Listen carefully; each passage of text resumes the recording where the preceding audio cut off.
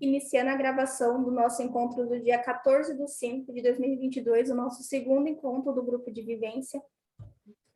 Nesse encontro, a gente vai falar a respeito, né, do desenvolvimento psicoafetivo da fase da criança. Por que eu preciso que vocês entendam essas fases, né?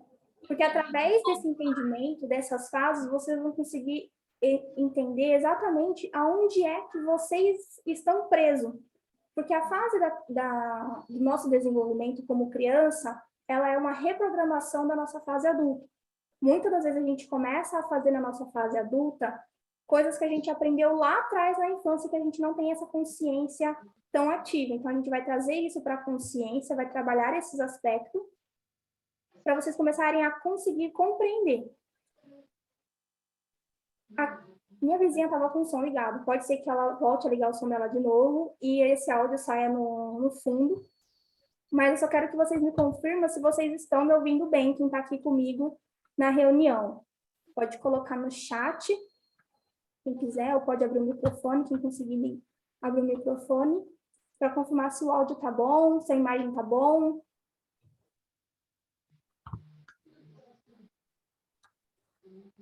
Aí a gente dá continuidade.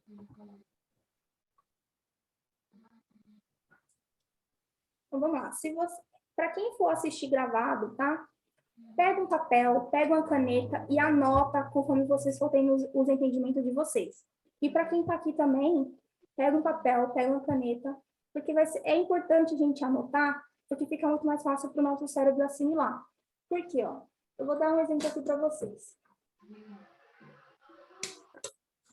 Esse post-it. Imagine que isso aqui é a mente de vocês. E que a mente de vocês, ela tem... Aqui é uma capacidade de 100% de entendimento. Porém, conforme a gente está aprendendo coisas novas, a gente não tem essa capacidade de 100% ativa. Aí a gente dobra aqui. Seria 50% desse post-it. A nossa mente, ela ainda não tem essa capacidade de compreensão, porque o assunto é novo, e tudo que é novo demora um pouco de assimilar ainda. Então, antes era 50%. Desses 50%, vamos diminuir aqui para 25%. Só que a nossa mente ainda não tem esses 25% de todo o entendimento. Vamos diminuir mais um pouco. Aqui seria metade de 25%, seria 12,65%. Só que esse aqui ainda não é o entendimento que a nossa mente traz para as coisas novas. Quando a gente dobra mais um pouquinho desses 12, a gente vai ter aqui 6,5% de entendimento, mais ou menos 6,25%. É isso aqui a capacidade que a nossa mente tem. Enquanto o Yuri vai jogar. É isso aqui que a capacidade que a nossa mente tem de assimilar conteúdo novo. Apenas 5%. Ou seja, não é que a gente não tem essa capacidade de aprender coisas novas, a gente tem. Nosso cérebro é muito inteligente. Porém, ele não usa 100%. Ele só usa 5% dessa capacidade. Então, por isso que é bom a gente anotar. Anotar, rever a aula sempre que elas ficam gravadas, porque isso é importante. Você estimular o seu cérebro a olhar aquilo novo com uma perspectiva diferente. Então, aqui é 100% desse post-it. Aqui seria a nossa mente, 100% capacitada para aprender algo novo. Porém, ela só usa 5%. E esse 5%, ó, é muito pouco. Então, a gente tem que saber até mesmo como que a nossa mente assimila as coisas novas que a gente está colocando para dentro. Esse aqui é um exemplo básico que eu trouxe para vocês, mas isso aqui é para qualquer coisa que vocês forem aprender. Por isso que a gente aprende por repetição. Quando a gente estava na infância, aprender a falar, a gente ouviu várias vezes nossos pais falando, fala papai, fala mamãe, fala titio, fala por repetição. E foi assim que uma criança, e foi assim que a gente, como criança, aprendemos a falar. Exatamente por repetição. Então, quando você quer aprender algo novo, você tem que repetir e colocar aquilo à sua volta para você estimular o seu cérebro a utilizar mais do que esses 5%. Então, aqui eu não vou exigir mais do que isso de vocês. Eu quero que vocês tragam esses 5% para o seu presente, para o agora, para que você realmente usufrua dessas informações e que você comece a analisar na sua vida. Porque não tem como a gente fazer uma transformação no nosso autoconhecimento se a gente não se dispor, se a gente não se autocomprometer com a gente mesmo. Porque o autoconhecimento, ele não é sobre o outro. A gente não busca autoconhecimento para... Até no começo a gente até fala, eu preciso de autoconhecimento para compreender por que meu relacionamento é assim, para compreender por que minha vida profissional é assim, para compreender por que eu estou passando por tantas dificuldades. Só que, no fundo, a gente busca autoconhecimento para a gente compreender por que a gente interpretou aquilo daquela forma. Então, que nem na aula passada que a gente estava falando, né, a respeito de muitos traumas, vinha a respeito da mamãe. Mas por que eu interpretei daquela forma?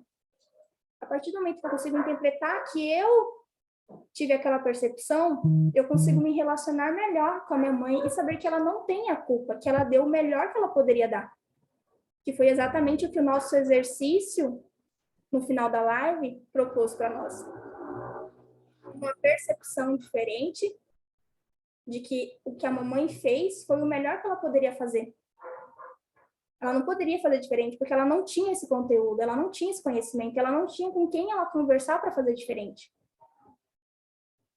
Provavelmente, se você já tem filho, você também replicou o exemplo que a sua mãe te deu. Só que hoje você está aqui buscando se autoconhecer para você dar uma nova versão de mãe para o seu filho. Porque o ser humano, ele é mutável. A gente somos pessoas mutáveis. Tudo no universo está em constante evolução. A Natália, a Vilma, a Tânia, as meninas que estão aqui hoje, há 10 minutos atrás já não são a mesma. Já acabaram de fazer uma assimilação. Já acabaram de internalizar que a nossa mente não usa o 100% da capacidade de inteligência que ela tem. Não a todo momento, porque é muita informação para ser registrada. Então, tudo é mutável.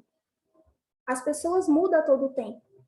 E quando a gente traz isso para a nossa vida, para o nosso dia a dia, fica até mais leve a gente não ter desavenças com outras pessoas, a gente não se colocar como vítima para outras pessoas. Porque se você pensa assim, vamos supor que você tem uma pessoa que você não gosta muito, você não gosta dessa pessoa, essa pessoa já fez parte do seu ciclo de vida, só que hoje você não gosta dela, você quer saber dela bem longe de você. Porém, você já é outra. A sua versão que ela conheceu lá atrás, ela não conhece mais. Ou até mesmo as pessoas que me conheceram. Vamos supor, acho que tem mais de um ano que eu fui para a praia com a Tami, com a família dela. Só que desse ano que se passou, eu já sou outra. E ela já é outra. E mesmo assim, eu não posso pensar ou imaginar que ela é a mesma. Quando a gente traz isso para a nossa vida, fica muito mais fácil a gente compreender até mesmo o comportamento das outras pessoas. Ai, Kila, mas e como é que você fala daquelas pessoas que estão sempre repetindo padrões de comportamento? E principalmente padrões de comportamento que não são tão legais. Aquelas pessoas que mentem pra gente uma vez e mente de novo, e mente de novo. Quando isso acontece, é porque a pessoa ela já está no hábito, ela já está no automático. E quando a gente está no automático, a gente está vivendo na periferia. A gente está vivendo desconectada da gente mesma. E para a gente se autoconectar com a gente tem que buscar se conhecer. Então, eu trabalho com a análise de caráter, né? Com os traços de caráter. E o que seriam esses traços de caráter? Existem 5 traços de caráter, como eu já tinha mencionado para vocês. Dentro desses 5 traços de caráter, é como se fosse uma máscara, porque os traços de caráter eles são um mecanismo de defesa dos nossos comportamentos. Lá na infância, a gente passou por uma traumatização, e eu vou explicar isso para vocês, como é que constituiu algumas traumatizações. E dentro dessa traumatização, a gente encontrou um meio de passar por aquela dor daquela traumatização. Imagina assim, sabe quando a gente se machuca de bicicleta? Que o nosso corpo ele encontra um meio de cicatrizar aquela ferida? para não ficar doendo tanto, porque no dia que a gente se machucou, fica vermelho, fica dolorido. A gente vai tomar banho, cai água do chuveiro e arde, queima. Exatamente. Nos primeiros dias da sua traumatização, foi isso que aconteceu no seu campo emocional. Você tinha ali uma ferida aberta no seu campo emocional.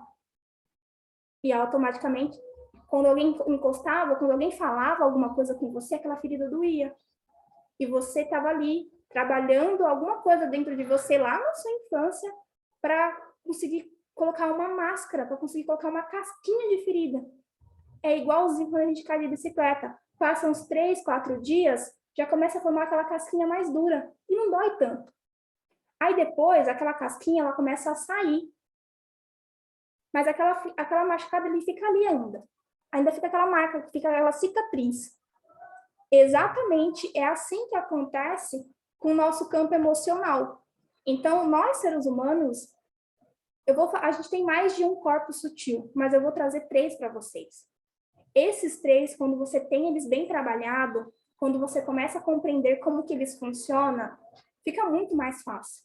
A gente tem um corpo físico, então nosso corpo físico ele vai manifestar coisas para falar a respeito dos outros 2 corpos, corpo físico, corpo emocional e corpo espiritual. Além desses, a gente tem mais. Só que a gente vai se basear nesses aqui, que esses aqui é os que a gente consegue levar uma vida muito mais próspera. E quando eu falo próspera, eu não estou falando de dinheiro. Prosperidade é a gente viver bem, psicologicamente e fisicamente. Isso é prosperidade. O dinheiro é só uma consequência de ser livre de ir e vir quando a gente está bem. E mesmo quando a gente não está também. Dentro desses 3 corpos sutis, quando o seu espiritual ele adoece, quando alguma coisa falha no seu campo espiritual, vai manifestar no seu campo emocional. Você vai ficar triste, você vai ficar alegre demais, qualquer evento, seja ele feliz ou seja ele triste, seja ele de angústia ou seja ele de depressão, qualquer evento que seja na sua vida. A gente tem 2 polaridades, a gente precisa compreender que na vida, sim, existe 2 polaridades, a polaridade positiva e a polaridade negativa, e vai existir para tudo na vida vai existir 2 polaridades. Se existe a polaridade homem, existe a mulher, se existe dia, existe noite, tudo na vida flui com as 2 polaridades. Nós também temos as nossas 2 polaridades. Eu, Keila, sou mulher, porém eu tenho a minha energia yin e yang. Yin, que seria o mais masculino, e o yang, o mais feminino. Então, sabe quando a gente vê uma mulher que às vezes parece que ela é mais bruta, ou ela é mais assertiva, ou ela é mais ágil, ela faz, acontece. E tem aqueles homens que a gente vê que é mais afeminado, que não se impõe tanto, que é mais na sua, mais tranquilo. Ou seja, são polaridades. Mesmo ele sendo homem, ele tem uma polaridade mais afeminada. E a gente vê isso também em alguns arquétipos de homens que são bissexuais. E isso não diferencia o ser humano, né? Isso não deixa ele falar assim, mas ele não é homem. Não, ele é homem. Ou tem aquelas mulheres também, né, que se considera mais masculina. Só que elas não podem desrespeitar as 2 polaridades dela. Elas têm que saber utilizar a polaridade correta. Quer ver? Eu vou dar um exemplo para vocês. Vamos falar de mulher. Suponhamos que eu, Keila, gosto de mulheres. Se eu me relacionar com uma mulher, provavelmente eu vou atrair uma mulher que seja mais feminina. Por quê? Porque eu, Keila, já me autoconheço e eu sei que eu sou mais yang. Que eu sou mais de agir, que eu tenho mais energia masculina para ação. Só que dentro do meu relacionamento, se eu e ela, a gente não unificar isso, de falar quem é que vai fazer energia masculina, quem vai fazer energia feminina, a gente pode adoecer o nosso relacionamento. E isso acontece no casamento também. Sabe aquela mulher que gosta de mandar no marido? Aquela mulher que você olha para aquele casamento e você fala assim, nossa, como aquele rapaz, ele é pau mandado. Justamente porque eles têm uma polaridade inversa. Porque a energia de ação é masculina. A energia de liderança é masculina. Não que a mulher não possa ter liderança, mas ela tem. Só que é uma liderança mais passiva. É uma liderança com mais calma. Então, quando a gente olha para um relacionamento assim, ele adoece. Eu vou contar um negócio para vocês, mas acho que a gente vai deixar para um outro evento para me falar mais a fundo disso, e eu vou abrir esse evento gratuito para vocês. Quando uma mulher ela vai para sua polaridade yang, que é a polaridade masculina, dentro do seu relacionamento, quando ela é casada com um homem, esse homem ele vê ela como um arquétipo de mãe e ele trai a sua esposa. Por quê? Porque filho não se relaciona com mãe, de forma alguma. O filho, ele não se relaciona com mãe. E se você está casada no seu relacionamento e você começa a querer mandar no seu filho, no seu marido como se ele fosse um filho para você, ah, não faz isso, ah, não pode isso, ah, não pode aquilo, ah, não pode ir pescar com os amigos, ah, não pode sair, não sei o quê. E quem é que faz isso? Uma mãe que faz isso com a criança de 8 anos. Não, meu filho, você não pode ir para casa do seu amiguinho. Não, meu filho, você não pode faltar na aula hoje. É só mãe que faz isso. E se você traz esse arquétipo de mãe para o seu casamento, automaticamente o seu marido vai encontrar uma mulher fora para se relacionar. Muitos casamentos acontece uma desunião ou uma traição justamente por conta desse comportamento. Mas tudo de forma inconsciente, porque a mulher ela não consegue observar, na maioria das vezes, que ela está sendo mãe do marido dela. E ninguém nunca falou para ela que mãe não transa com filho. Aí ela quer que o marido seja carinhoso, ela quer que o marido dê atenção para ela, mas como? Quem tá aqui na live, que tem filho de 8 anos, quando você pensa assim no seu filho de 8, e não vou nem colocar 8 anos, vamos colocar ali, ó, 5, 6, 7, 8, essas idades. E quem não tem filho, pense aí nos seus irmãos, caso você tenha irmão, ou até mesmo pense em você, nessa faixa de idade. Quando a sua mãe falava assim para você, não faz isso, não dava vontade de fazer? Porque é isso que acontece. Você está se autodescobrindo. Nessa fase, de até os 8 anos de idade, 9, 10, a criança está se autodescobrindo. Ela quer conhecer coisas novas no mundo. Ela quer fazer, principalmente, contato social. Ela quer conhecer outras crianças.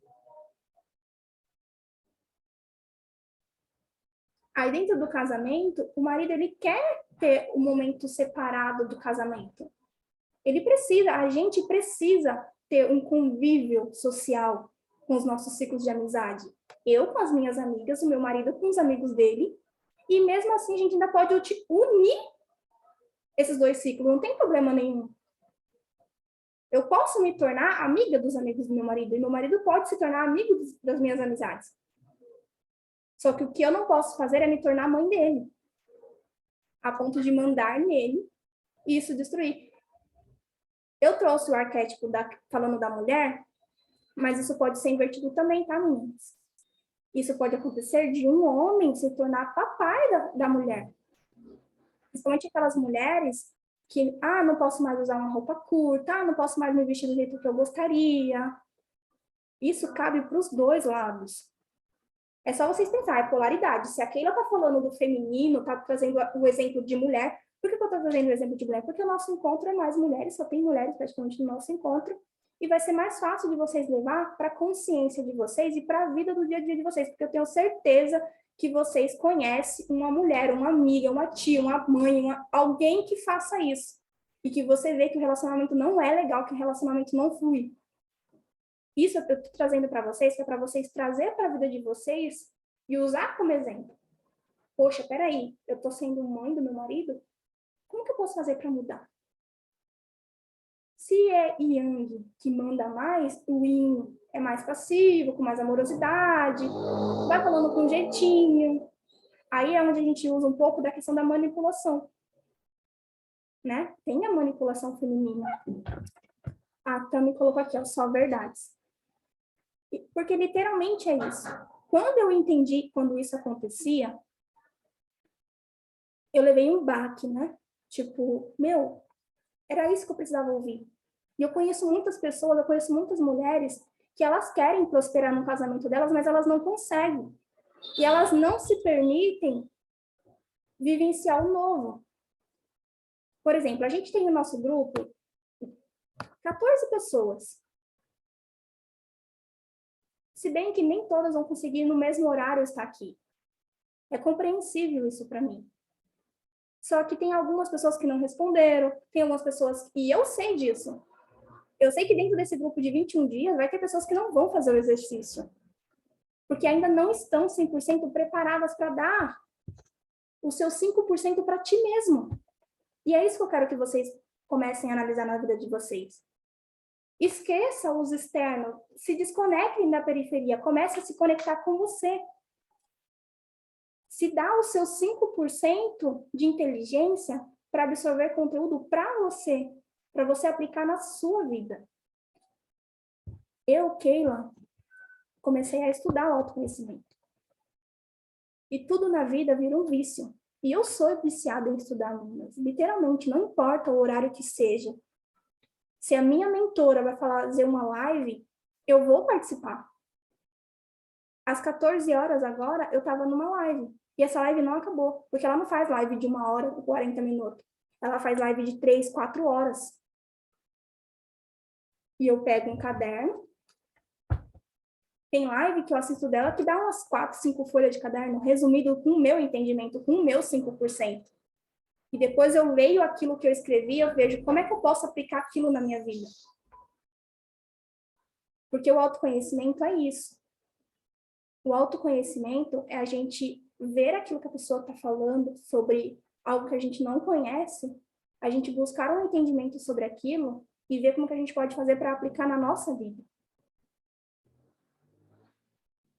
Tá? Deixa eu começar a falar sobre as partes que são o desenvolvimento do psicoafetivo. Então, vamos lá. Conforme a criança vai passando, né, por um processo psicoafetivo, tem 5 etapas, mais ou menos. A primeira etapa, a gente vai chamar de sustentação.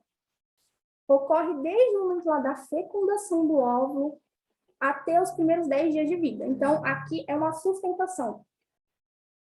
Trazendo aqui para uma linguagem mais feminina, a gente sabe que quando o espermatozoide fecunda o óvulo, a mulher não pode fazer muito esforço, porque pode acontecer um aborto.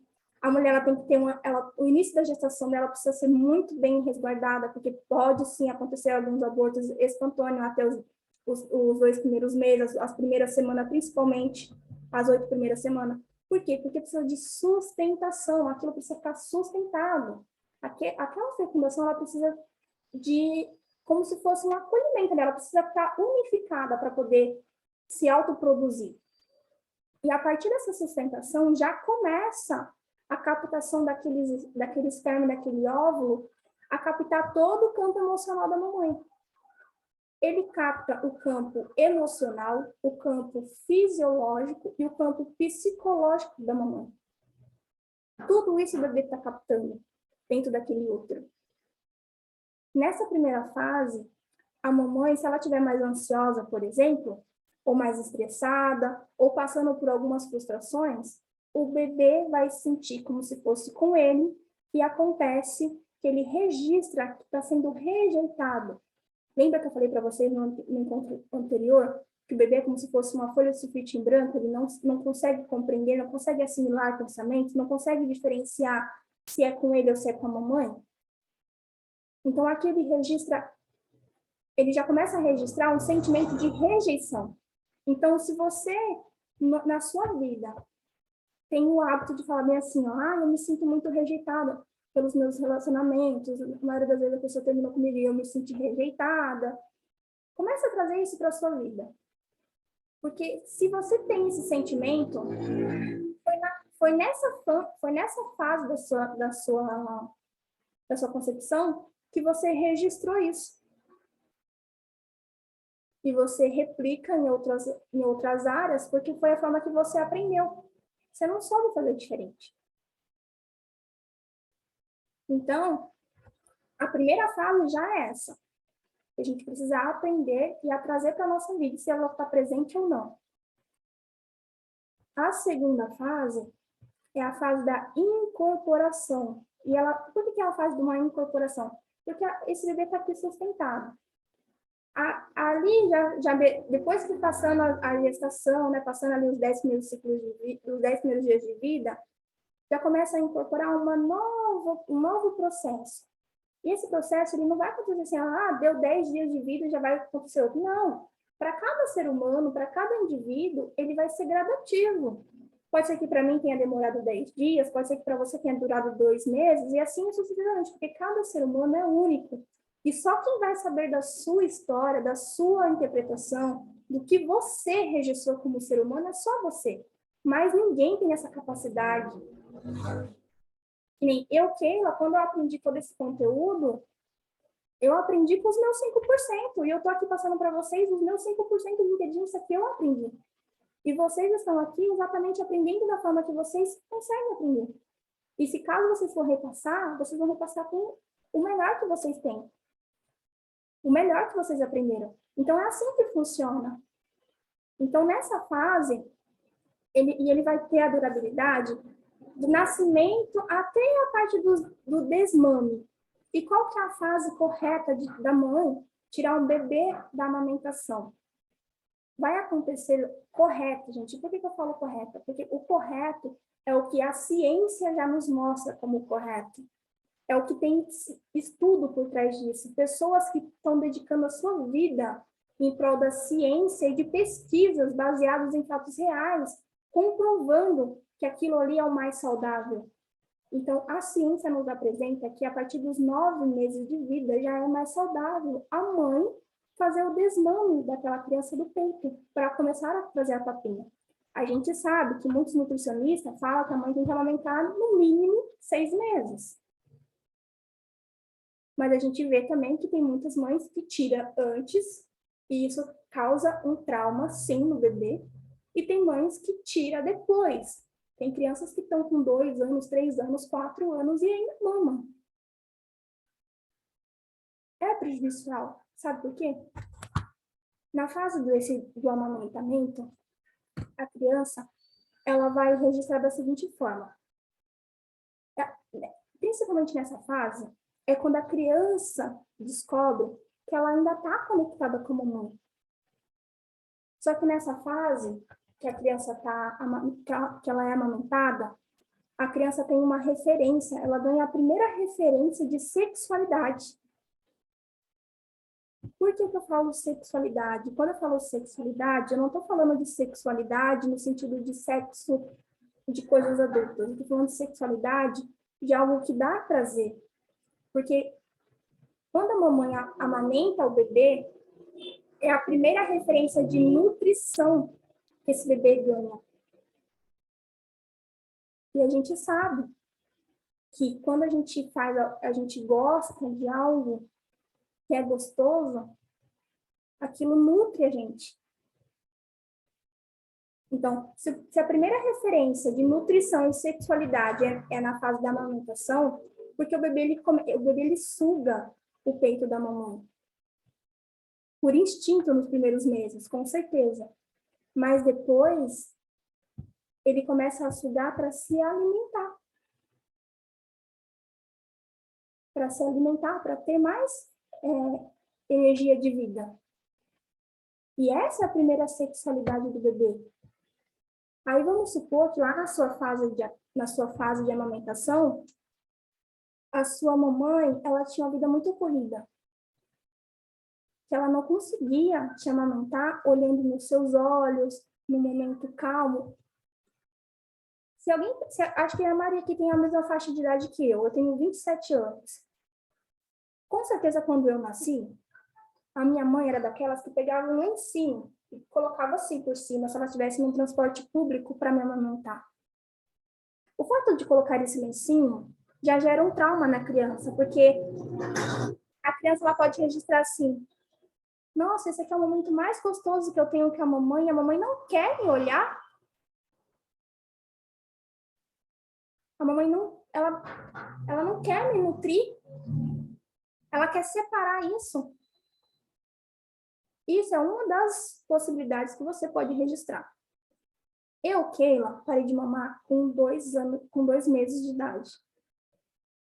Por escolha minha. Foi eu que rejeitei o peito da mamãe. Não sei, não consigo me lembrar e nem vou me recordar se foi porque eu não gostei, mas provavelmente a minha mamãe estava passando por algumas traumatizações emocionais que eu estava captando e não queria ser nutrida. Porque tem isso, porque o bebê até os 2 anos de idade, mais ou menos, ele capta todo o campo emocional da mamãe. Quer ver um exemplo? Eu quero que vocês pensem assim, ó. Se você não for mãe, eu quero que você pense em alguém mais perto de mamãe que você conhece, que você tem referência, que você lembra dessa pessoa gestante. Quando essa pessoa ela não gostava de alguém, aí esse bebê nasceu. Pensa naquela tia que você nem gostava. E ela falava, nossa, que barrigão, isso aqui, você fazia aquela cara de ranço, sabe? Ou nas suas amigas, pensa aí em alguma pessoa gestante. Automaticamente, o que acontecia? Quando esse bebê nasceu, e essa tia, que essa mamãe não gostava, ia pegar esse bebê chorava. Chorava, chorava, chorava. Ou quer ver melhor? Tem muitas mulheres que, por conta dos excessos de hormônios, acabam discutindo com os maridos e acabam se separando. Eu conheci uma amiga minha na escola, no tempo da escola mesmo, que ela engravidou cedo, com 15 anos, a gente estava na 8ª série, e automaticamente ela odiou o pai da criança. E eles se separaram por conta que ela só odiou, ela não conseguia mais olhar para a cara dele e amar aquele homem. E eles optaram por separar na gestação. Quando a filha dela nasceu, essa menina sempre chorava no colo do pai. A Kathleen colocou algum relato aqui, vamos ver. A Kathleen, nossa, isso é verdade mesmo. Tenho a Sofia, que tem 1 ano e 5 meses. Ela não vai com a minha vizinha.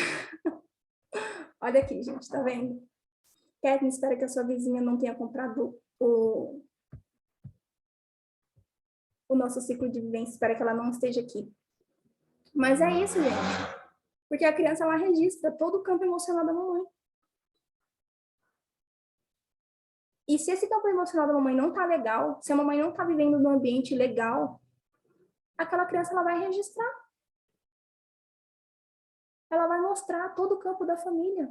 Se a família não tá legal, aquela criança vai transmitir tudo aquilo.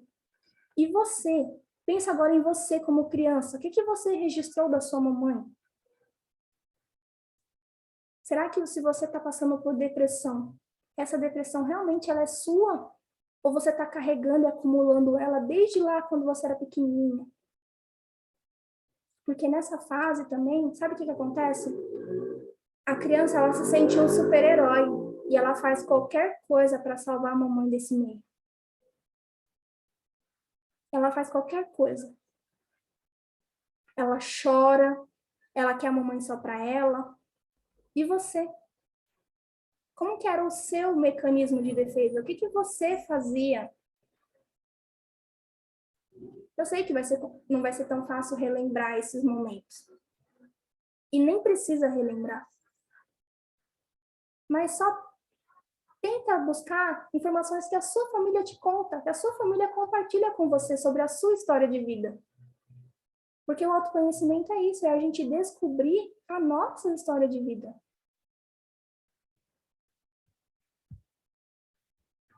Dos 2 exemplos que você citou agora sobre ser mãe, marido e do registro de mãe, conheço e não paro de assimilar esse caso que conheço. Para mim faz total sentido. Sim, Tami, porque é realmente verdade. Não tem como. Não, gente, não tem como. Esse negócio do caso do marido, não tem como. Não tem como. Se você conhece uma pessoa que ela manda demais na vida do marido dela, como se fosse um filho dela, pode ter certeza, se essa mulher ela não foi corna ainda, ela está caminhando para esse caminho. E sabe o que vai diferenciar se ela vai ser corna ou não? A forma com que esse marido interpreta sobre essa mulher. ele acha que isso é normal dela, que ela sempre foi assim, ou ele já enxerga ela como mãe, ou ele já buscou, ou, sabe o que pode acontecer? Ele pode ter sofrido uma falta afetiva de mãe na infância, que ele buscou um relacionamento para que aquela mulher fosse uma nova mãe para ele, de forma inconsciente, tá? Não que ele fosse, nossa, vou procurar um relacionamento. Não, às vezes é de forma inconsciente. Eu falo isso por experiência própria, porque eu, Keila, eu tive um pai ausente na minha infância. E o meu primeiro relacionamento, de forma inconsciente, eu atraí, entre aspas, uma pessoa que foi quase um pai. Tinha um relacionamento sexual muito escasso, e não tinha sexualidade. E se já falta sexualidade pro casal, já começa a ficar doentio. E conforme eu fui começando a ver, até o comportamento da pessoa era quase parecido com o do meu pai. Essa pessoa que eu encontrei me agrediu. Por quê? Porque lá na minha infância, eu vi o meu pai agredindo a minha mãe. E para aquele meu inconsciente que estava aqui instalado na minha memória, talvez era uma forma de amor.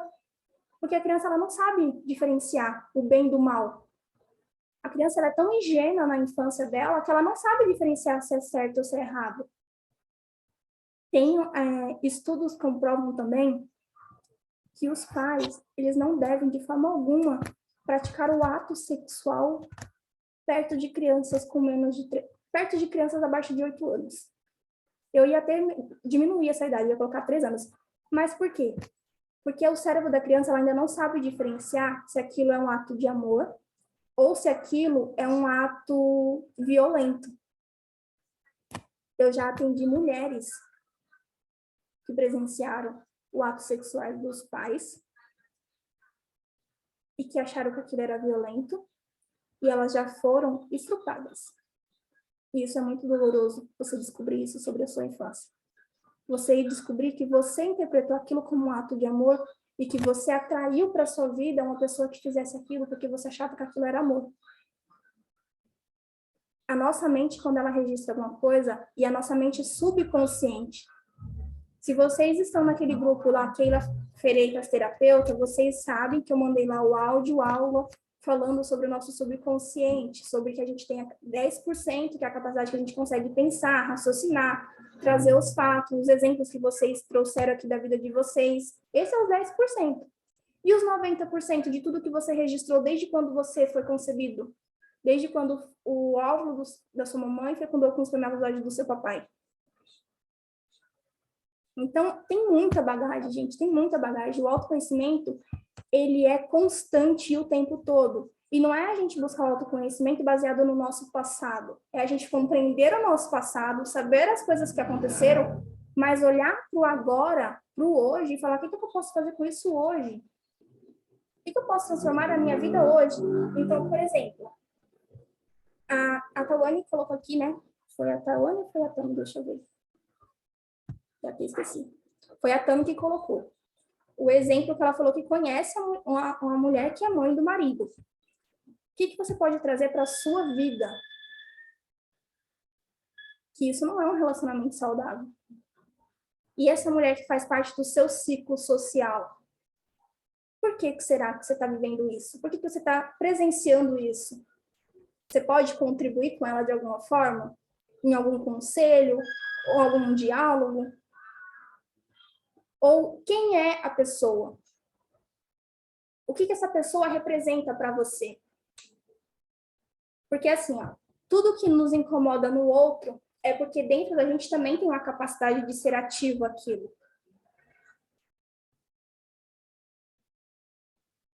Então, por exemplo, me incomoda o fulano porque fulano mente demais. Sabe por que incomoda? Porque às vezes você tem a capacidade de mentir, só que você não usa. E tá tudo bem. Só que você tem que reconhecer que essa capacidade existe dentro de você. O modelo daquela pessoa de ser mãe do marido me incomoda porque eu já fui, lá atrás, talvez, eu já fui mãe de algum marido meu, de algum relacionamento meu. Isso me incomoda. Ou talvez eu fiz o papel de filha de algum esposo meu, e isso me incomoda. E eu sei que isso é dolorido estar ali naquela situação.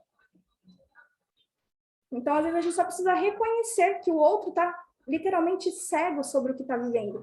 E está vivendo na periferia.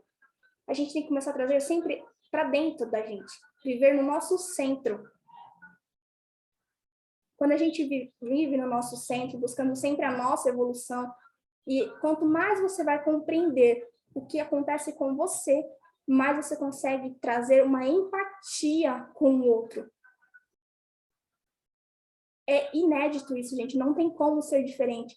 Sabe porque as pessoas falam assim, nossa, Keila, mas o autoconhecimento mudou tanto os meus relacionamentos, eu me relaciono melhor com a minha mãe, com as minhas amigas, com o meu marido. Mas por que que isso acontece, gente? Vocês não fizeram nada diferente. Vocês só começaram a descobrir vocês. Aí vocês começaram a pensar, caraca, lá na infância, minha mãe fez o melhor que ela pôde. Então não tem lógica, não tem cabimento. Eu tenho tanto conhecimento e a minha mãe ela não para assistir uma live de autoconhecimento, ela não para assistir um vídeo de autoconhecimento, ela não para ler algum conteúdo na internet. Minha mãe está preocupada com o jornal, ela está preocupada com a novela das 8. Aquele é o mundo dela, tudo bem, respeita o espaço dela. E cada um tem o seu tempo de evoluir para algo melhor. Só que se você já compreendeu que ela fez o melhor, não tem como você ficar discutindo com a sua mãe mais. Você vê que não tem lógica, não tem cabimento? E toda vez que a sua mãe falar alguma coisa que isso te incomodar, você pode trazer para a sua vida assim pensar, por que isso me incomodou? Qual foi a emoção que ativou aqui em mim, isso que a minha mãe falou, ou que meu pai falou, ou até mesmo o que as minhas irmãs falam, ou os irmãos. Sempre a gente consegue utilizar isso como referência. E a nossa família é a melhor referência, sabe por quê? Porque a nossa família são os únicos seres na face da Terra que têm a capacidade de acessar as nossas dores, porque foi através deles mesmo que essas dores surgiu. Então, utiliza isso a seu favor. Eu, Keila, brigava muito, muito mesmo, gente, com a minha mãe. Acho que a gente disputava quem era que batia mais de boca uma com a outra. E exceto às vezes que a minha mãe me batia. Porque a minha última surra com a minha mãe, eu tinha 18 anos. E eu não tenho vergonha de falar isso, porque realmente eu não tinha autoconhecimento de nada da minha vida. Não sabia quem eu era, não sabia por que eu agia assim. Só que hoje, não tem nem lógica, nem cabimento eu responder a minha mãe, porque às vezes eu sei que a minha mãe não tem ainda o conhecimento que eu tive para transformar a minha vida. E mesmo como terapeuta, eu ainda não posso passar por cima dela. Por quê? Porque a gente tem que honrar a nossa família. Se ela veio primeiro que eu tenho que honrar a sabedoria que ela tem.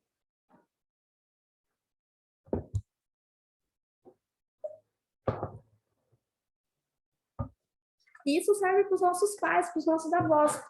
Ó, quer ver uma coisa que vai acontecer com vocês? Vocês vão ter várias bagagens de autoconhecimento, porque vocês estão começando. E eu quero que realmente que aqui seja só uma base, que vocês alavanquem e pesquisem outras coisas, outras áreas, que vocês façam processos de terapia com profissionais que sejam qualificados para trazer aquilo que você precisa naquele momento. Porque uma coisa que eu aprendi é assim, ó. Hoje, vocês estão acessando uma parte do meu conhecimento. Porque é a consciência que vocês têm nesse momento. Daqui a um ano, vocês vão atrair outros terapeutas para a vida de vocês com outras informações e com outra bagagem. Porque daqui a um ano, vocês vão estar em outro nível vibratório. Porque tudo no mundo acontece por energia. Aí, eu quero que você pense aqui, Tami, comigo. Vamos supor que essa mulher que é mãe do marido, ela não está fazendo nada para salvar o casamento dela. E ela sabe que ela está num casamento ruim porque ela sempre está brigando com o marido dela. Só que no momento que ela se encontrar com alguém, ou talvez com você, e você ter um momento de falar com ela, e ela ver a sua transformação, ela vai querer saber o que você fez. E você vai virar para ela e falar assim, eu fiz autoconhecimento, eu me conheci, eu me descobri. Foi isso que transformei na minha vida. Pode ser que você vai ser uma ponte para ela, mas só que a gente não sabe dizer quando isso vai acontecer. Por que a gente não vai saber quando isso vai acontecer? Porque cada um tem o seu tempo de evoluir. E tem pessoas que vão morrer sem evoluir. Vão morrer presos ali na sua dor. sempre buscando suprir alguma coisa. Dando continuidade aqui, a gente vai falar, eu já falei da primeira fase, da segunda fase, agora a gente vai para a terceira fase. A terceira etapa, né, é a etapa da produção. Ela ocorre no período depois do desmame e ela vai aproximadamente até os 3 anos de idade. Essa fase, as crianças estão começando a se relacionar mais com outras pessoas. A gente chama também de fase anal, que é uma fase do desenvolvimento do controle das fezes, tá? Quando o bebê começa a aprender que realmente o corpo dele está produzindo fezes. Ele começa a descobrir que está fazendo cocôzinho, que está fazendo xixizinho, ele começa a sair das fraldas e ir para um piniquinho, para um vasinho. Essa fase a gente chama da fase do anal. Dentro dessa fase, vai acontecer uma autoconsciência. A criança ela vai começar a ter uma autoconsciência sobre o corpo dela. Muitas das vezes ela não vai conseguir controlar o cocôzinho, vai fazer nas calças.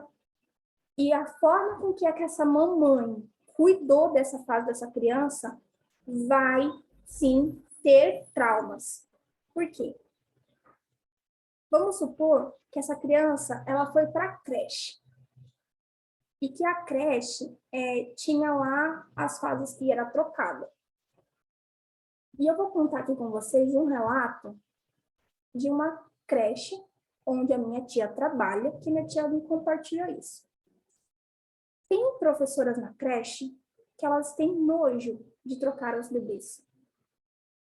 E o ato de você trocar uma criança com 2 anos, 3 anos de idade, e você falar para ela que aquilo ali é nojento, que aquilo ali não é legal, que, nossa, que cocô fedido, você cria um trauma. Sabe por quê? Porque nessa fase que a criança começa a descobrir que o corpo dela está produzindo algo, ela acha aquilo incrível. E sabe por que eu falo que as crianças acham isso incrível? Porque eu quero que vocês pensem aqui, ó, todas como mulheres e como donas de casa. Quando vocês fazem um bolo, esse bolo fica muito, mas muito, muito gostoso. O que vocês fazem? Como que vocês se sentem? Vocês não se sentem felizes, alegres, contentes porque você fez algo que foi muito gostoso? A criança descobriu que ela fez um cocôzinho. E para ela aquilo foi muito gostoso, descobrir que o corpo dela, antes só colocava para dentro, ela só comia, não sabia que estava defecando. E agora ela sabe disso. Aí vem um ser humano adulto, que não tem conhecimento de nada, e fala para aquela criança que aquilo é ruim, que aquilo é fedido. Aí é onde entra a questão dos traumas, sabe com o quê? Aquelas pessoas que não se sentem capazes de fazer nada. Você tem isso? Você já tentou fazer alguma coisa na vida? As pessoas que são perfeccionistas, que elas fazem, produzem, mas elas não executam. Que elas têm medo de alguém falar para ela que aquilo é fedido, que aquilo não serve para nada, que aquilo é feio. Porque lá na infância a criança registrou exatamente assim. A forma com que você faz o desfraude do seu filho é muito importante para as capacidades deles intelectuais, para ele desbravar na vida. Porque é a primeira coisa que o corpo dele está produzindo. É nessa fase. Exatamente, também. E tá tudo bem, que nem, ó, como mãe, você não precisa se sentir culpada, tá? Só que você pode ajudá-lo ele agora.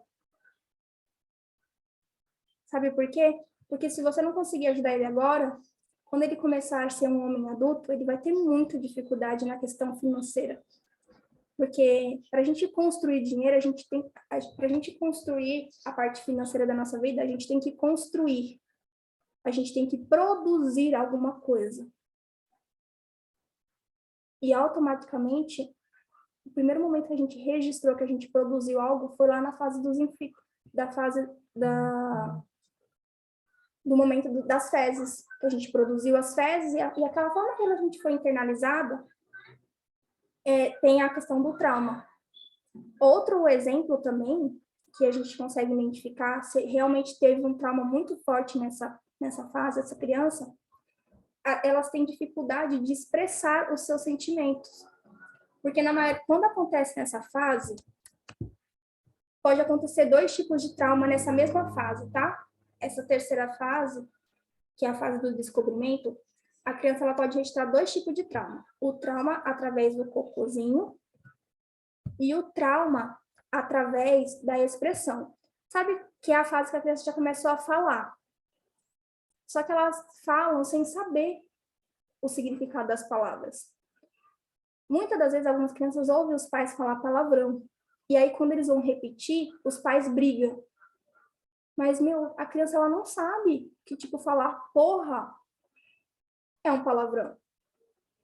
Que nem pra mim, ó. O que eu comecei a falar? Palavrão, a gente pode dar um segundo significado para ele. A palavra porra, para mim, não representa, em fato, a questão do esperma do homem. A palavra porra, para mim, pode significar que aquilo é muito foda. Que aquilo dali, tipo, é incrível. Porra, que negócio foda, sabe? É que nem a palavra foda. A gente pode dar um novo significado para aquilo. Porque o nosso cérebro não sabe que ele é um palavrão. Vamos supor um outro exemplo de palavrão, caralho. As crianças, elas não sabem o real significado da palavra, elas falam porque elas veem outras pessoas falando. Só que aí os pais não sabem disso. E os pais vão lá e falam, para de falar palavrão, menino. Ou dá um tapa na boca. Gente, quando eu era pequena, eu lembro da minha mãe ter me dado um tapa na boca quando eu falei um palavrão. E sabe qual foi o trauma que eu ganhei com isso? Eu tinha medo e as minhas pernas tremiam quando eu ia falar em público. Você talvez não possa ter dificuldade com a questão dos seus cocôzinhos, de produzir algo. Mas aí você tem dificuldade de se expressar, porque essa terceira fase, ela traz essas duas produções. Ela traz esses dois desenvolvimentos. Deixa eu ver o que a Kathleen colocou aqui, ó. Eu já tenho mudado o meu hábito de trocar a Sofia. Ela agora quer ficar vendo o cocô dela e eu deixo. Exatamente. Deixar. Sabe, Kathleen, você que é mãe pode já ter percebido isso. A Sofia, gente, ela tem 1 ano e 5 meses, a Kathleen colocou aqui, ó. A criança, quando ela tá nessa fase, ela acha tão incrível o cocôzinho dela, que às vezes ela quer pegar na mão. Quem nunca viu? A Tami falou que também tem um filho, né? Provavelmente, Tami, lembra? Volta lá a sua memória como mamãe. Se em algum momento o seu filho já não quis, quando você foi trocar a fralda dele, colocar a mãozinha ali. E o que as mamães faz? Às vezes dá um tapinha, não deixa, tá fedido, tá feio, não sei o quê. E tem muitas mães que realmente têm nojo. Mas por quê? Porque estão repetindo um padrão de comportamento que aconteceram com elas lá também.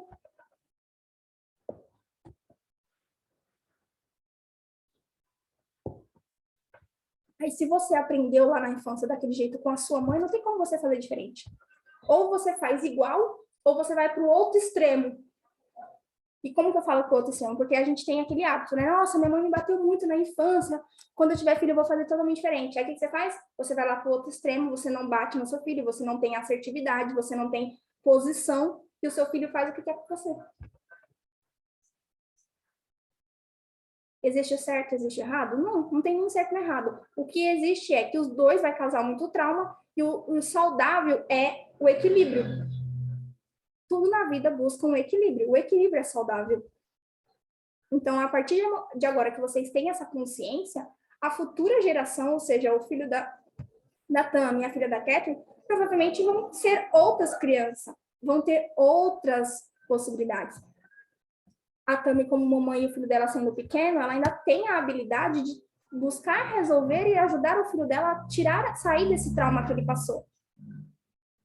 Porque ele ainda é de menor, provavelmente, pela forma com que ela escreveu. E assim ela consegue ajudá-lo. Agora, se ele fosse de maior, por exemplo, como mãe, eu não tenho o que fazer muito. Só deixar ele ir para a vida. Ele descobrir por si só a traumatização dele. Porque é isso que vai acontecer. Eu, Keila, por exemplo, quando eu tiver um filho, com todo o conhecimento que eu tenho, ainda não vai ser o suficiente, gente. Eu ainda vou errar como mãe e vai dar tudo certo. Ainda vai ser, porque nessas fases, não tem como viver essas fases e não viver um trauma. Porque não depende de mim, da forma com que eu trato meu filho, depende da forma com que ele vai interpretar. Porque que nem a traumação os traumas de vocês não dependeram da mãe de vocês, dependeram da forma com que vocês interpretaram. Você interpretou assim, então agora cabe a você buscar olhar para aquilo e ver de uma outra forma e mudar aquilo, mudar aquele comportamento que você estava tendo. E é assim que a gente faz a transformação na nossa vida. Vamos continuar aqui. Agora a gente vai falar uma outra observação também que pode acontecer nessa fase, né? Que a criança está ali tomando autoconsciência sobre o seu corpinho, que ela está descobrindo, então ela começa... E nessa fase também, que ela vai até os 3 anos de vida, a criança ela começa a descobrir o mundo, ela começa a descobrir o brincar, o construir e o destruir também. Se vocês pegarem naquelas lojas de brinquedo, aqueles brinquedos de montar, ele é para a partir dos 3 anos, porque é justamente a fase que a criança começa a aprender a montar e desmontar. Porque ela precisa vivenciar isso, ela precisa aprender a construir as coisas e a destruir as coisas. Porque isso vai fazer muito, vai trazer para ela um bom entendimento na fase adulta, de construir um momento e depois destruir. Então, o que a gente vai fazer? O que eu faço nos meus processos individuais de terapia? Eu ajudo as minhas clientes a destruir a traumatização que elas tiveram através da interpretação delas e a gente constrói uma nova. É só isso que a gente faz. Pega aquele trauma, conversando, dialogando, colocando o meu posicionamento como terapeuta para desconstruir e construir algo novo. Quem é que vai construir algo novo? A minha cliente com aquele 5% de inteligência que ela vai utilizar dentro das capacidades intelectuais dela. Vamos para a quarta etapa. A quarta etapa é a etapa da identificação. Essa etapa da identificação ela vai acontecer lá por volta dos 4 anos de vida. Nessa fase da identificação é quando a criança ela começa a entender que agora as coisas acontecem, que ela está descobrindo ali, ela está identificando que ela tem um órgão genital. Ela começa a descobrir que agora ela é menino ou menina. Ela começa a descobrir que tem papai, mamãe, titio, titia. Ela vai querer sair do campo familiar e ir para o campo social. Ela vai querer ir para a casa do coleguinha. Ela vai querer ir brincar com o amiguinho na rua. Essa fase da identificação é muito bom deixar eles se descobrirem, para eles saberem quem eles são. O que eles querem? Mas se vocês pararem para analisar, nessa fase aqui, ó, da identificação, é a mesma fase que quem tem filha mulher começa a usar a maquiagem da mamãe, começa a colocar o sapato da mamãe, e quem tem filho homem começa a querer achar que é o namoradinho da mamãe, porque começa a disputar com o papai. Quem é o mais homem da casa. E aqui é deixar eles se autodescobrirem. É uma fase que talvez alguns meninos vão querer pintar a unha. E tudo bem, gente. Não é que nessa fase, se eles se descobrirem ali, que eles quiserem usufruir de algumas coisas femininas e as meninas de alguma coisa masculina, não tem problema. Não é aquela fase, não é naquela fase ali ainda que vai definir a sexualidade da criança. Ali ela só está descobrindo que existem as duas polaridades, o feminino e o masculino. E que existem os órgãos genitais. Muitas das vezes, a menina, ela considera que o órgão genital dela foi cortado nessa fase. Ela imagina que aquela parte do órgão, ela ainda vai ganhar de presente, que ainda vai crescer. Por que eu falo isso?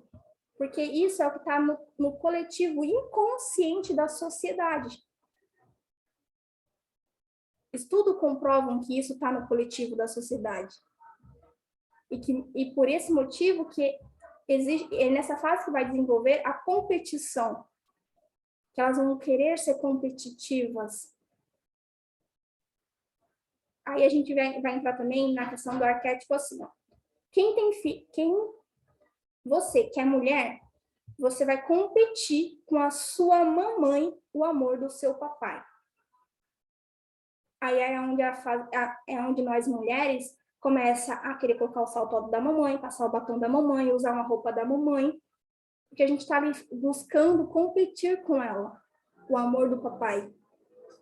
É a fase que às vezes a criança quer deitar na cama com os pais, e é uma fase que as crianças não podem dormir com os pais. Porque senão a criança vai viver naquele triângulo amoroso. Para ela vai achar que aquilo é um triângulo amoroso. E isso não é saudável. É nessa fase que, como mãe, devemos conversar com os filhos e falar para eles que os órgãos genitais existem, que existe sim o parzinho, existe eu, mamãe, o papai, o tio, o vovô e a vovó, porém, ele não tem parzinho, ele não vai ter parzinho. É errado deixar as crianças falar assim, aquela lá é sua namoradinha. Gente, isso é errado, porque criança não namora. Se você tem o hábito de falar isso para o seu filho, ele tem menos de 5 anos, isso está errado. Criança brinca, então, como mãe, o que você tem que falar para o seu filho? Você não pode namorar. Quando você crescer e for adulto, assim como o papai e a mamãe, aí você vai encontrar o seu amorzinho. Mas agora não é o momento. E se você saber conversar com seu filho de forma amorosa, ele vai compreender. Não subestime a capacidade e a inteligência de uma criança. E o que mais a gente faz de errado, o que os nossos pais talvez fizeram de errado, foi subestimar a nossa capacidade de inteligência. Só que aí a gente se pergunta, né? Eles também não tinham essa informação. Agora a gente pode fazer diferença, porque agora a gente tem essa informação. Tá? E nessa fase também, que ela está descobrindo o mundo, ela começa a ser mais competitiva, então ela vai gostar mais de brincar sempre com o outro, e é onde eles vão brigar, vão começar a falar, você viu que fulano falou não sei o quê, mãe, fulano tá mentindo e tal, porque eles vão estar se descobrindo. Então, eu quero que você pense lá na sua infância, como é que foi? Você estava realmente do lado mais do seu pai, como menina? Ou seu pai foi ausente nessa fase? Como é que foi para você essa fase? E depois a quinta fase, e é a quinta e última etapa, o que vai acontecer? Ela vai acontecer dos 5 anos até os 12, mais ou menos. Eu gosto de colocar como da psicanálise que vai até os 7 anos, né? Mas como eu falei para vocês, tudo é gradativo. Para algumas pessoas pode levar mais tempo, para outras menos tempo. Vai depender de cada indivíduo e de cada ciclo familiar que foi convivido. Na quinta etapa, é a etapa da estruturação, que vai iniciar lá na fase dos 5 anos de idade, até a adolescência, que vai começar a trazer a sua própria identidade. É onde a criança consegue olhar para tudo que ela viveu e ela começa a querer a se impor, a falar o que ela quer, a falar o que ela não quer, o que ela gosta, o que ela não gosta, não quero ir, não vou fazer isso, porque é exatamente nessa fase que acontece. Ela começa a descobrir, ela começa a aprender a falar não, ela começa a ser famoso os malcriadinhos, né? E você, como é que foi para você essa fase? E como é que é para você? Você tem voz? Você já consegue se impor ou você ainda está buscando que é uma referência de antes dos 5 anos de idade da mamãe escolher por você? A fase dos 5 anos de idade é a fase da tomada de ação. Essa fase ela é muito importante, a presença do papai. Mas quando não tem esse papai presente, é importante que tenha a presença de uma mãe mais yin yang, uma mãe mais masculina, que realmente consegue falar para ele, não, filho, pode ir. É a fase que a criança quer subir numa árvore e às vezes a mãe não deixa. O filho quer explorar um parque, a mãe não deixa. Ela prende o filho. Não faz, não sobe aí. Automaticamente, se a sua mãe fez isso com você, o que acontece? Hoje você sofre grandes dificuldades de conseguir tomar ações na vida. Eu compro isso, eu não compro. Eu faço esse curso, eu não faço. Eu agendo aquela sessão, eu não agendo. Por conta que nessa fase lá dos 5 anos de idade, Você não conseguiu ter voz.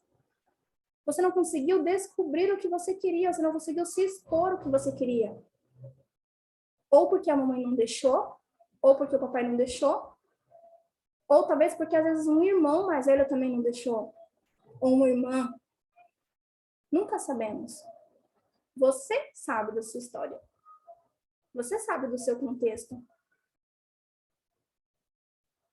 Então, nessa fase, né, que é a quinta fase, é justamente a gente buscar esse contexto. O que será que me aconteceu aqui? Será que eu consigo tomar ações para a minha vida? Ou eu sempre espero que o outro tome por mim?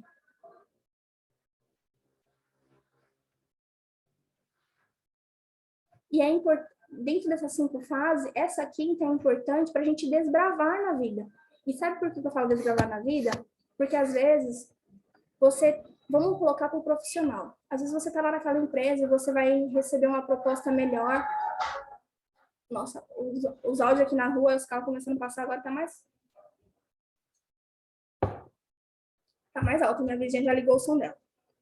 Então vamos lá. Vamos falar do profissional. Às vezes você está lá naquela empresa há anos. Você tem lá uma chance de subir de cargo, de ganhar mais. Só que aí você precisa fazer algumas coisas antes. Só que aí você não tem ação para fazer. Ou sempre que você toma ação para fazer, alguma coisa dá errado na sua vida. Sempre que você fala assim, nossa, eu vou fazer isso para eu poder alavancar de sucesso, alguma coisa dá errado. Sabe por que isso acontece? Porque provavelmente, quando você queria tomar alguma atitude, os papais, a pessoa responsável por você lá nessa fase da sua infância, te reprimiu. Falou, não, volta aqui, não faz isso. E você se sente em simbiose ainda com as suas origens lá atrás. Às vezes acontece, tem pessoas que não prosperam financeiramente por honrar a família de forma inconsciente. Você sabia disso? Sabe aquelas pessoas que querem e têm muito potencial para serem ricas? Que elas fazem investimento, que elas compram isso, que elas compram aquilo, mas o dinheiro para elas sempre tão escasso. Porque às vezes elas estão elas só estão honrando a origem dela. Só que ela tem uma vontade grande dentro dela de ter mais dinheiro para ajudar os pais lá, para que os pais possam ter uma vida melhor. E não conseguem. Mas por que elas não conseguem? Porque elas têm que buscar entender o porquê que aquilo não está acontecendo na vida dela. Por que eu não estou prosperando? Que nem eu vou dar um exemplo para vocês da minha família. Eu sou a primeira, eu sou a neta mais velha. Meus avós, eles tiveram 6 filhos. Dos 6 filhos, nenhum deles fizeram faculdade. Só que todos eles têm a capacidade de trabalhar por conta e ser donos dos seus próprios negócios. E eles não conseguiram, e eles fazem isso, alguns prosperaram na vida e alguns ainda têm dificuldade financeira. Por que isso acontece? Porque provavelmente eles estão presos, honrando a família pobre. O que eu posso fazer para ajudar? Nada, porque eles não me perguntaram, não me pediram ajuda. E até nisso, como terapeuta, é muito doloroso para a gente. Principalmente para mim, ver essa situação. Você não pode interferir no livre-arbítrio do outro. E aí é onde a gente entra com as leis que regem a natureza. Existe o livre-arbítrio, que foi o segundo aula que eu mandei lá no grupo de terapeutas. Que existem leis que regem a natureza. E essas leis, elas realmente, a gente tem que saber como que elas funcionam. Agora, se eu tenho essa consciência que a minha família está honrando, o que eu tenho que fazer?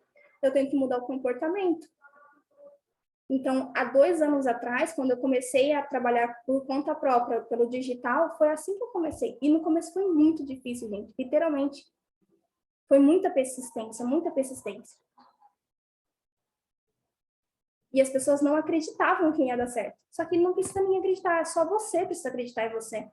Qual que é a parte na sua vida que você está honrando os seus pais? E honrando de uma forma que isso está te prejudicando. Porque tem coisas que a gente honra aos nossos pais que é legal. que são positivas. Lembra das duas polaridades? São positivas da gente honrar nossos pais. Só que tem coisas que a gente está honrando que não são positivas assim. Que não são positivas para nós, porque e se eu me tornar próspera demais? Se eu me tornar uma pessoa rica? O que pode acontecer? De forma inconsciente, tem pessoas que acham que não vão ser amadas pela família. Por quê? Porque tem aquela crença relacionada ao dinheiro, que dinheiro não traz felicidade, que dinheiro não é coisa boa, que pessoas que têm muito dinheiro ou tá matando, ou tá roubando. Você quer descobrir qual que é a crença que reverbera na sua família? Começa a perguntar, mãe, o que dinheiro é para você? Pai, o que o dinheiro é para você? Pessoas que têm muito dinheiro, o que você acha de fulano agora? Aquela pessoa ela tem bastante dinheiro agora. Coloca, vai dando exemplos de famosos. Ah, fulano famoso ele tem bastante dinheiro, né? O que você acha a respeito disso? Começa a questionar a sua família. Quando você começa a questionar a sua família a respeito disso, você consegue entender até as suas crenças. Ou se auto-questione. Questione você mesmo as suas crenças. Pessoas que têm dinheiro para mim, consegue dinheiro fácil. Aquela dali deve estar... Quer ver um outro exemplo? Provavelmente isso já aconteceu com as mulheres. Sabe aquelas mulheres que elas são mais desinibidas, que elas fazem amizade fácil, que elas entram no ambiente assim, conversam com todo mundo? Aí eu quero que vocês pensem nessas mulheres. Aí agora eu quero que você pense numa segunda mulher, que é aquela mulher mais fechada, mais na dela, mais cara feia. E ela senta lá naquele cantinho na mesa. Aí eu te pergunto, qual dessas aí vai sair no final da festa e as pessoas vão falar que é chato? A que saiu conversando com todo mundo, se desinibindo com todo mundo, ou a que estava lá no cantinho na dela, quieta? Pela forma do comportamento, as pessoas vão falar que aquela que estava quietinha no canto dela é a mais chata. Só que se na convivência, aquela que é mais desinibida for realmente chata. Então não dá para a gente saber. A gente só vai descobrir quando a gente convive e questione as coisas. Então, é isso que eu quero que vocês façam. Essa semana a gente vai trabalhar a questão de limpar as crenças, para investigar e descobrir algumas crenças. Então, o conteúdo que eu trouxe hoje para vocês é para vocês utilizarem isso aqui e pensarem nesse conteúdo, assistirem essa gravação 1 ou 2 vezes, quantas vezes for necessário, para vocês trazerem mais entendimento para a consciência de vocês. É legal a gente trazer os entendimentos e a gente levar para a consciência pensando na nossa vida.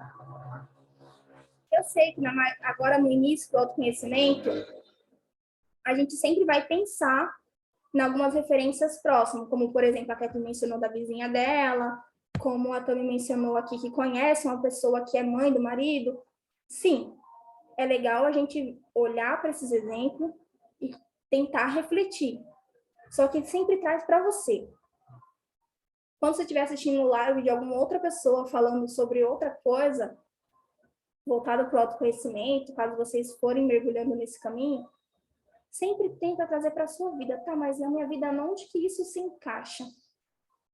Porque aí você começa a aprender e a trabalhar na faculdade mental de trazer uma referência para você, para o seu eu.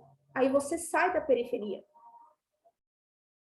A partir do momento que eu, Keila, parei e falei assim, nossa, mas aquilo ali fazia sentido para fulana. Nossa, a minha...